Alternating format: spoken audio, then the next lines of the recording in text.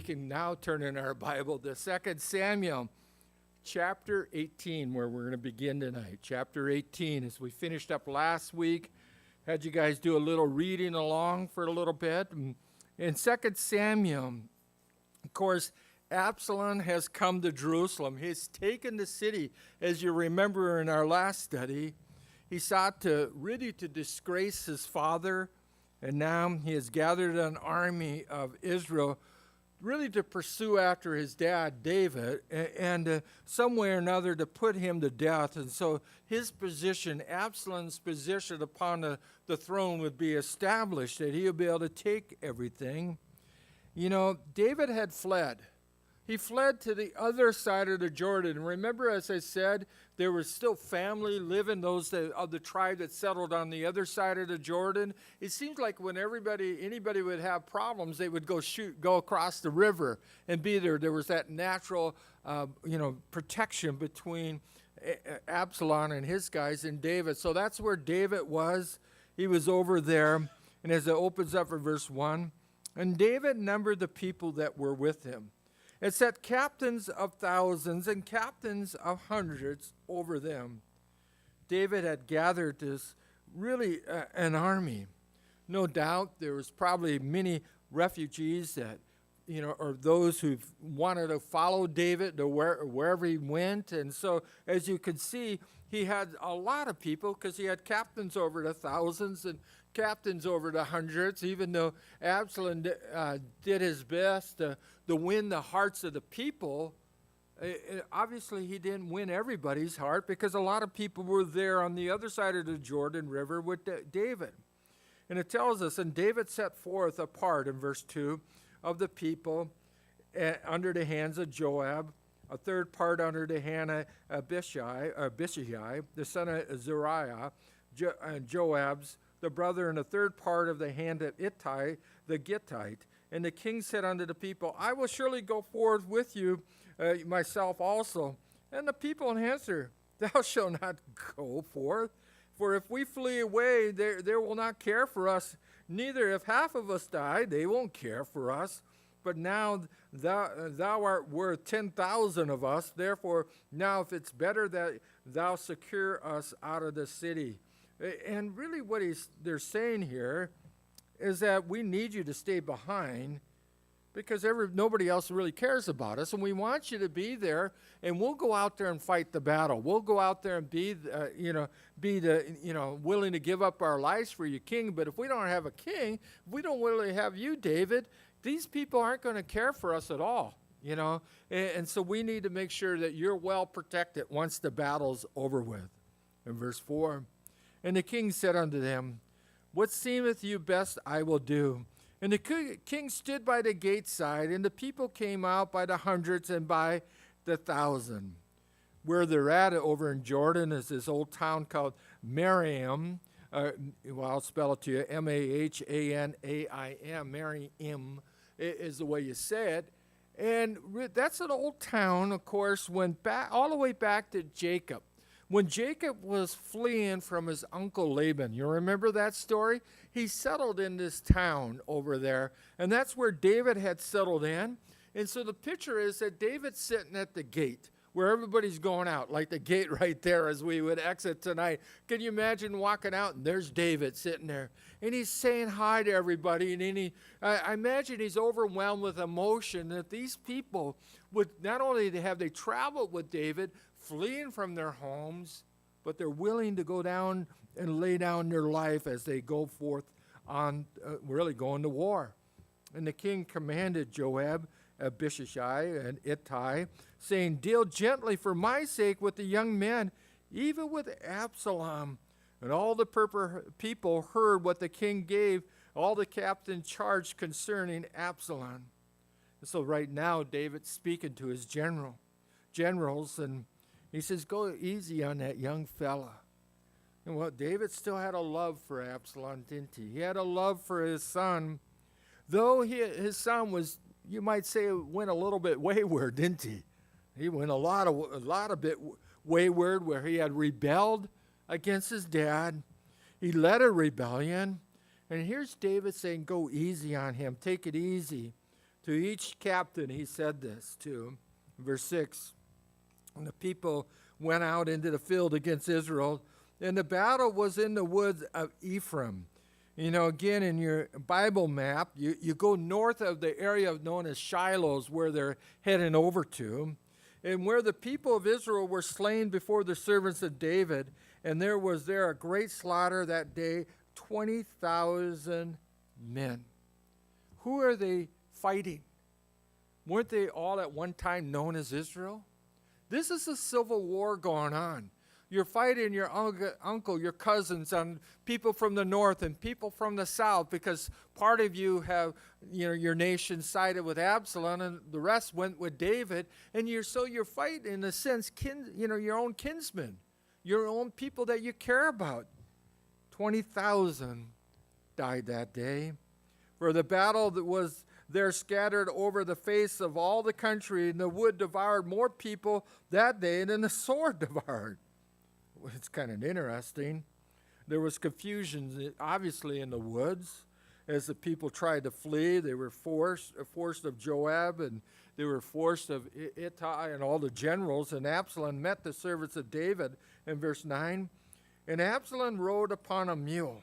And the mule went underneath a thick bough of a great oak, and his head caught hold of the oak, and he was taken up between the heaven and the earth, and the mule went out from underneath him away. Okay, the Bible's so descriptive. It tells us. Here he is kind of moving along in a donkey, right? A little mule. And what did we see here a couple of weeks ago? Absalom had a big, heavy head of hair, like 6 pounds worth, just flowing. Probably walked around like, hey, I got the coolest hair in the whole country. Well, eventually got him, didn't he? As he should have had a short haircut, crew cut or something. He would have kept going. But some way or another, must have been flowing along, and the branches got him. And it went, poof, the donkey kept going, and here's this guy hanging, dangling up in the air. It's a picture that we see what's going on. In verse 10, and a certain man saw it and told Joab and said, behold, I saw Absalom hanging in an oak. And Joab said unto the man that told him, behold, thou sawest him, and why didn't you smite him there to the ground? I'd have given you 10 shekels of silver and a girdle. And the man said to Joab, though I should receive 10,000 shekels of silver in my hand, yet would I not put forth my hand against the king's son, for in our hearing the king charged thee, Joab, and Abishai, and Ittai, saying, beware that you don't touch the young man Absalom. This guy that we say, a certain man, we don't know his name, but he has to be commended here. He heard the word of the king, even though Joab had tremendous power. He was a general of the army. He had 1/3 of David's army that he was, commanded the forces. But yes, this guy stood up for what is right. I mean, that's saying something in today's world, isn't it? To find men and women of integrity, to find men and women who are willing to stand up for what is right. Even when you're facing the most difficult odds, it's hard to find. As we go on now, in verse 13, he says, otherwise I should have wrought falsehood against my own life, where there's no matter hid from the king, and thou thyself would have set thyself against me. He says, Joab, you would have told on me. The king knows everything. Then said Joab, I may not tarry thus with thee. And he took 3 darts in his hand, and he thrust them through the heart of Absalom while he was yet alive in the midst of the oak. So Joab just came up to him, seeing him dangling. Maybe at this time, poor Absalom is probably out of strength, just there, probably thinking, oh man, Joab's going to get me out of the tree. Probably had grabbed him with one hand, and with the other hand thrust him through and killed him. And of course, verse 16, and Joab blew the trumpet, and the people returned for pursuing after Israel. And Joab held back the people. He's saying the war's over. We won. And they took Absalom and cast him into a great pit in the wood, and laid a very great heap of stones upon him, and all Israel fled, every one to his tent. Now Absalom in his lifetime, this is kind of a aside, it tells us that Absalom in his lifetime had taken and reared for himself a pillar, which is in the king's dale, for he said, I have no son to keep my name in remembrance. And he called the pillar after his own name, and is called this day Absalom's place. As we remember earlier, that Absalom didn't have a son, but he did have a daughter. Do you remember what he named the daughter? Tamar, after his sister. But he didn't have a son, and really, if you happen to go over to Israel with us next February, Joyce will take us to a place down right there on the southwest corner of the temple court. There is this pillar, this stone. They call it Absalom's place, or his stones. If it's the real one, we don't know, but a tour guide will tell you there, and you can take a picture next to it. But really, during this time, it was there. Everybody knew about it. In verse 19, then said Ahimaaz, the son of Zadok, let me now run and bear the king's tidings, how that the Lord had avenged him of his enemies. And Joab said to him, thou shalt not bear the tidings this day, but thou shalt bear tidings another day. For this day thou shalt bear no tidings, because the king's son is dead. Then said Joab to Cushan, go tell the king what thou hast seen. And Cushai bowed himself unto Joab and ran. And then said Ahimaaz, the son of Zadok, yet again to Joab, but however, let me, I pray thee, also run after Cushai. And Joab said, wherefore wilt thou run, my son, seeing that thou hast no tidings ready? And however, he said, let me run. And he said unto him, run. And he ran off, and he passed this other fella, Cushai. It's amazing how, I think it's such a amazing story that gets told over and over. People would like to go run and say something, but they don't have nothing to say. People like to preach and say things about God and stand in the pulpit, but they so misrepresent the Lord because they have nothing to say. And that's what we'll see here, even as when David, verse 24, where's David as? He's back there on the other side of the Jordan River. He's sitting between the two gates, and a watchman went upon the roof, in verse 24, over the gate, under the wall. And he lifted up his eyes, and he looked, and he says, behold, a man's running along. And that's really what they were looking for. They were looking for word back from the war. They didn't have Twitters back then, in case you wanted to know. The way that, information came, and a lot of times the war could be completely over with and the battle's done, just like it is in our story here tonight. But back at headquarters, they have no idea what's going on. And the watchman cried, verse 25, and told the king. And the king said, if he be alone, there's a tiding in his mouth. And he came apace and drew near, and the watchman saw another man running. And the watchman called unto the porter and said, behold, another man is running alone. And the king says, he also brings tidings. And the watchman said, me thinketh the running the foremost is like running Ahimaaz, the son of Zadok. And the king says, he's a good man. He cometh with good tidings. And Ahimaaz called and said unto the king, all is well. And he fell down upon the earth and upon the face of the king. And he says, blessed be the Lord, which has delivered up the men that lifted up their hands against the Lord thy king. Really what he's saying, he came with the message, hey, king, victory is ours. This is a guy that just wanted to shoot out like a jackrabbit. He says, I want to be the guy that tells the king that we won.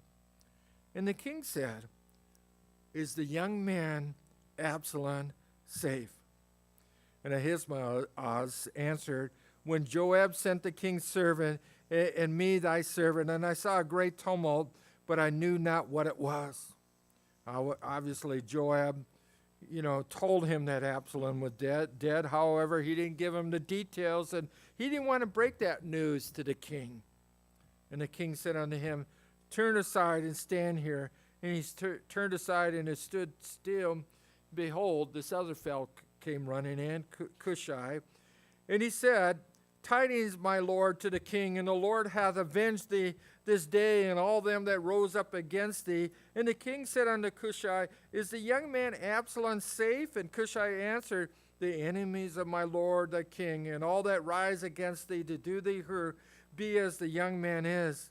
And the king was much moved, and went to his chamber over the gate, and wept. And as he went, and he said, O my son Absalom, O my son Absalom, would God that I had died for thee, O Absalom, my son, my son. Can you picture David there? I can't. The depth of grief that he was going through. David was wailing and lamenting the death of his son. David, of course, had a great justification to hate Absalom, but yet love prevailed. Absalom was what? A rebel. He rebelled against his father. And David loved him deep, and he was willing to forgive. And Absalom, we certainly see a type, certainly as we are. We are people who rebelled against God. We don't have any justification to ask God to forgive us in and of ourselves. Our righteousness doesn't add up, does it? But yet God loves us. God commended his love towards us, the Bible tells us, and that while we were what? Yet sinners, Christ died for us. Absalom was seeking to take his father's life. I think a man in his rebellion against God was so bad that God sent his only begotten son, and man took his life, whom they slew and hung on the tree. David's love was so great for Absalom. David's love was so great for Absalom. Can you imagine that he said that he wished that he would die rather than Absalom? Would to God I could die, he said. God's love is so great for a rebellious man that God was willing to die for man. I think it's so amazing what God did for us. Paul wrote about this in Ephesians chapter 1, where Paul wrote concerning the church of Ephesus that we might, with all the saints, come to comprehend, to know the love of God, which passes human understanding, that they might know the length, the breadth, the depth, the height of God's love. Oh, that we would know the love of God. David was willing to overlook. David was willing to forgive. David just wanted that opportunity to look his son in his eyes and forgive him. You know, I think so often in this story that it might be linked to when Jesus told the story, I don't call it a parable, the story of the prodigal son. Somebody that completely turned his back against his dad and lost everything. But yet his dad was able to restore him, forgive him, and bless him. And Joab didn't give him the opportunity. Joab, I believe, robbed David of that opportunity to put his arms around his son. Maybe David, remember here a few weeks ago when Absalom came back, and David didn't welcome him back with open arms. As years gone by, as he's been now being driven out of Jerusalem, maybe David has rethought things. As he left Jerusalem, as he went up out of the Mount of Olives last week, he was just walking with bare feet as he left, with they said over a towel or a napkin over his head as he wept along that Kidron Valley. And he's made his way up over the Mount of Olives. Maybe he was thinking of his sin, and all of a sudden that started giving him compassion for his son, Absalom. In verse 1 of chapter 19, and it was told Joab, behold, the king weepeth and mourneth for Absalom. And the victory that day was turned into mourning. All the people, for the people heard saying that day how the king was grieved for the son. And otherwise, they had this great victory. people probably think is we could go back to our home. We could go back to Jerusalem. Everything's going to be okay. But word's coming back to the camp, and I think when David was lamenting, you could hear him. You know, when you go into small villages where they don't have all the traffic, where voices carry, I think David in his tears, in his mourning, was lifting up his voice, and everybody heard it. In verse 3, and the people got them by stealth that day into the city, and the people, being ashamed, steal away when they flee in the battle. And the king covered his face, and the king cried with a loud voice, "Oh, my son Absalom, oh, Absalom, my son, my son." And so the picture is, as you're coming up to the city, as you're crossed back over to Jordan, as you're getting there close, you start hearing David, instead of cheering them on, you're hearing him lamenting for his son. And so what the story is they came in stealth. Otherwise, they came through the back door. They didn't want to make a scene. They just wanted to get in. And Joab, in verse 5, came into the house to the king and says, "Thou hast shamed this day the faces of thy servant, which this day have saved thy life, the life of thy sons, the life of thy daughters, the life of thy wives, and the life of thy concubines, in that thou lovest thine enemy, hatest thy friends. For thou hast declared this day, and thou regardest neither princesses nor servants. For this day I perceive that if Absalom had lived, then all we had died this day, then it had pleased thee well."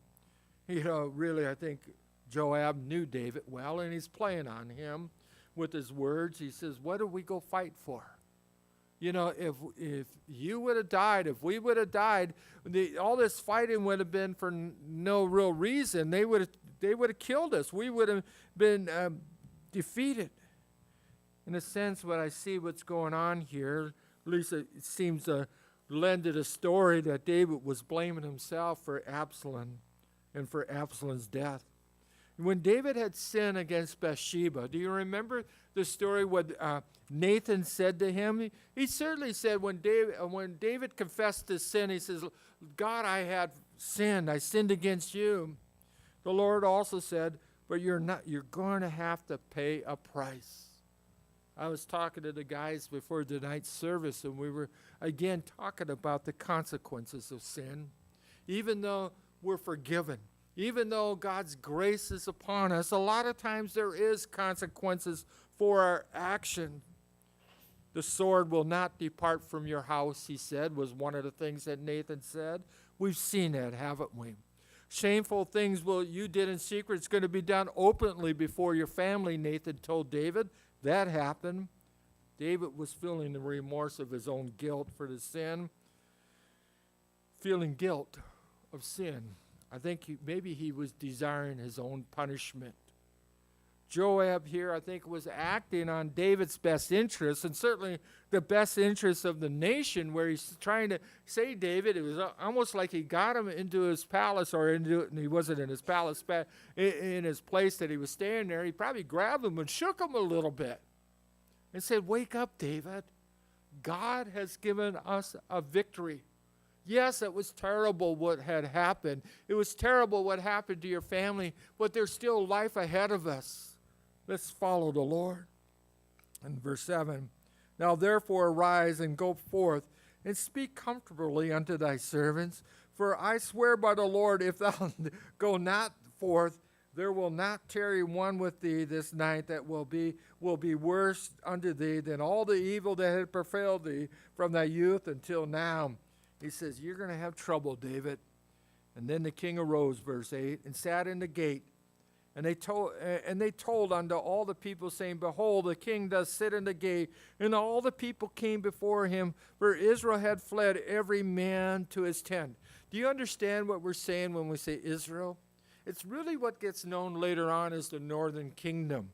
Those men that were gathered around David was really those at Jerusalem and parts of Judea that were following David at this time. And all the people at the strife through all the tribes of Israel, saying, "The king saved us out of the hands of the enemies. He delivered us out of the hands of the Philistines, and now he's fled out of the land of the Absalom." Otherwise, is David able to protect us anymore? He ran away from his own son. So Israel needed some convincing the northern tribes that David was fit to leave. And Absalom, whom we anointed, again, the northern kingdom over us, is dead in battle. Now, therefore, why speak ye not a word to bring the king back? And the king David said unto Zadok and to Abiathar the priest, saying, Speak unto the elders of Judah, saying, Why art thou last bring the king back to this house, seeing the speech of all Israel is come to the king, even to his house? David hears of all the rumbling going on in Israel. He's hearing the rumbling going on in Judah. And of course, now he was part of the tribe of Judah. Like I said earlier, he was reigning there in Judah and Jerusalem. He says, guys, why aren't you standing up for me at least? Verse 12, and he says, You are my brethren, you are my bones, you are my flesh, Judah. Wherefore then are you the last to bring back the king? And say unto Amasa, Thou art not of my bones, of my flesh. God do so to me, and more also, if thou be not captain of the host before me, continually in the room of Joab. Who's this Amasa? I said Abishai, but Amasa? He was the general of Absalom. And so now what David is saying, he said, you know what, maybe to make peace here, why don't you come be my general in place of Joab? Do you think that David is about ready to get rid of Joab after he killed his Absalom? He really, also, when you think about it, he didn't obey David. David was the king, and he gave all his generals commandments to bring Absalom. Don't bring him harm. And he went and he killed them.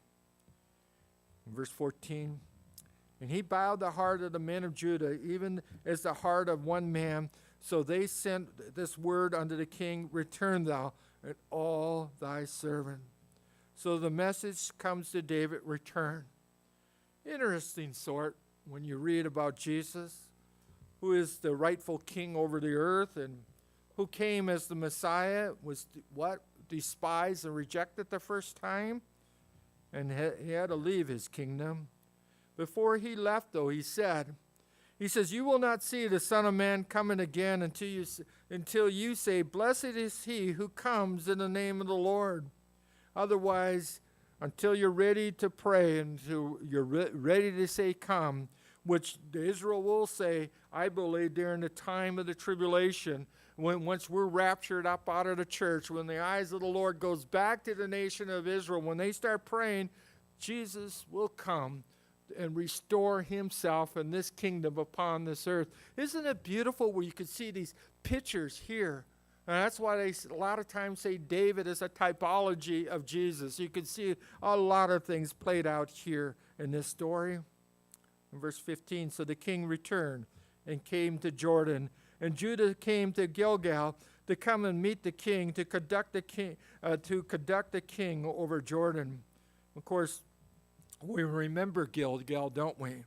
Remember Gilgal was the first Israel camp when Joshua led them into the land. That was the first place they set up, the camp.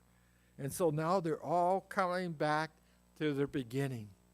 And that itself is sometimes a good thing for us, to go back to our beginnings, to go back to where we just started so fresh with the Lord. I know for me, a lot of times I like to remember my beginnings. We used to sing a song, I forget the name of the guy, where there was a guy named Peter that was with a band called the Children of the Day. That goes a long time ago. But the lyric used to say, I've got Jesus, and that's enough. What a beautiful song. You think, wow, how could that be a hit tune? But it was a hit tune in my brain because I kept on singing it. But it became really in my heart that I got Jesus, and that's enough. And isn't that what the nation learned when they came with Joshua across the river Jordan, and God gave them this great victory? And they said, we got Jehovah. We have enough. Would the God that we would continually remember that. The Lord is for us. Problems came to Israel when they started looking around, when they started looking at other nations and other things, and they started, trying out the other gods. I hoped and pray that we would always have a singleness of mind and a singleness of heart. And so the king returned. In verse 16, and Shimei, the son of Gera, the Benjamin, which was in Baaraim, hasted and came down with the men of Judah to meet the king. Remember who this guy was? A little while ago, he's one of Saul's relatives, cousins per se. He was the guy that was going along when they were driven out of the capital there in Jerusalem. When they left with David and everybody, he came running along the hillside. He started making names of David. He started throwing rocks at everybody, and David's just walking along kind of defeated. And they were saying, hey, let us go across and let's just send some of the guys and we're to kill him. Let's just get rid of him. And David said, you don't know. Maybe this is something that the Lord has given me. Maybe this is something. I think David at that time was down, defeated, and everything else. But now he learned that Absalom is dead. It's amazing how people will flip real quick, won't they? And so in verse 17, and there was 1,000 men of Benjamin with him, and Ziba, the servants of the house of Saul, and 15 sons, and 20 servants with them. And they went over Jordan before him, and these guys were excited to see David. And they went over a ferry boat to carry over the king's household and to do what he thought good. And Shimei, the son of Gera, fell down before the king, and he was come over to Jordan. And the king said unto the king, let not my lord impute iniquity unto me, neither do not remember that which thy servant did perversely that day, that my lord the king went out of Jerusalem, for the king shouldn't take it to heart. Otherwise, I didn't really mean what I was saying. It's hard to take back words, isn't it? It's hard to take back rocks once you throw them too. But if you ever go, or maybe some of you guys been to Israel, one thing they're not lacking of over there is rocks. They got plenty of rocks. And so in verse 20, he says, for thy servant does know how that I have sinned. Therefore, behold, I've come this day, and all the house of Joseph to go down to meet my lord the king. And Abishai, the son of Zerah, answered and said, shall not Shimei be put to death for this, because he cursed the Lord's anointed? He hadn't lost sight that we shouldn't touch the Lord's anointed. It's probably the right thing that he was thinking at this time. He says, let me kill him. Let me wipe him out for the actions that he did. But notice David's answer here. He says, and David said, what have I to do with you, you son of Zeruiah, that you should this day be adversary unto me? Shall there be any man be put to death this day in Israel? For I do not know that I am the king, that this day king over Israel. Then the king said unto Shimei, thou shalt not die. And the king sware unto him. And so we have this story of this guy that was able to skate in. And we think David's a pretty amazing, forgiving guy, isn't he? But you remember what he did on his deathbed, what David did? He calls his son over, and we'll get the story here in a little bit of Solomon on a deathbed. And one of the things that he says, hey, you remember that guy that threw stones at me? When I die, could you do me a favor? Yeah, Dad, what do you want me to do? Put him to death. And so he says, so he kept his word. As the king lived, he was going to live. But once he died, he put him to death. And so then as we go on, in fact, I think what we'll do, we'll pick up these stories next week. But if you want to read through this chapter, it's an amazing story. Isn't it exciting? The king is coming back. The king is coming back to Jerusalem. I get excited to think about a day when our king is coming back. How about you? This week, I'm sure glad I don't live in the politics of Washington, D.C., where it says who's on first, what's on second, and I like saying the third base, I don't care is on third. It's crazy out there. The only hope for the United States is the return of Jesus Christ. You know, they like to say Christians should be really, number one thing should be writing righteous legislation. I think the number one things that we need to do is be a light in the dark world. To tell people, I would never lose sight that they need to know Jesus Christ as their Lord and Savior. And I want to repeat, I try not to do it very often, but every once in a while, to repeat a saying from our pastor that he talked about his, you could correct me later, great aunt or aunt. She had this British accent, and she used to say, "Oh, Charles, things are going to get better and better." Okay. They haven't, have they? They're getting worse. They're getting darker. Because that's what Jesus said would happen before his return. I believe our King, like David, can you picture David going across that river Jordan? They got this barge and bringing his family, and everybody's coming back in to once again establish David as the rightful king. Why is that important? That David is the seed. He's the line that what's going to happen, that the Messiah is going to come. And we'll be talking about that more in the weeks ahead of us. Why don't we go to the Lord in prayer and